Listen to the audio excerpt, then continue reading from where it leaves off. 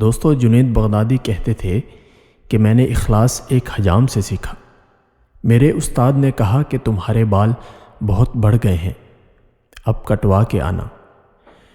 میرے پاس پیسے نہیں تھے۔ حجام کی دکان کے سامنے پہنچا تو وہ گاہک کے بال کاٹ رہا تھا۔ انہوں نے عرض کیا، چچا اللہ کے نام پہ بال کاٹ دو۔ یہ سنتے ہی حجام نے گاہک کو سائڈ پر کیا اور کہنے لگا، پیسوں کے لیے تو روز کاٹتا ہوں، اللہ کے لیے آج کوئی آیا ہے؟ اب ان کا سر چوم کر کرسی پر بٹھایا، روتے جاتے اور بال کاٹتے جاتے۔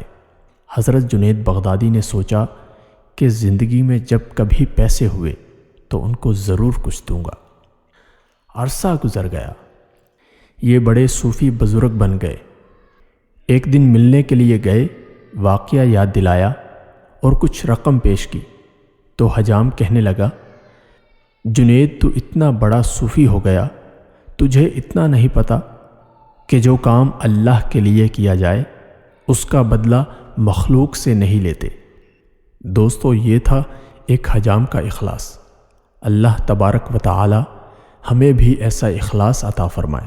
ایسی اور بھی دلچسپ اور معلوماتی ویڈیوز دیکھنے کے لیے ہمارا چینل سبسکرائب کیجیے، بیل آئیکن پریس کیجیے تاکہ آپ کو ہماری آنے والی نئی ویڈیوز کا نوٹیفیکیشن ملتا رہے۔ اللہ میرا اور آپ کا حامی و ناصر ہو، آمین۔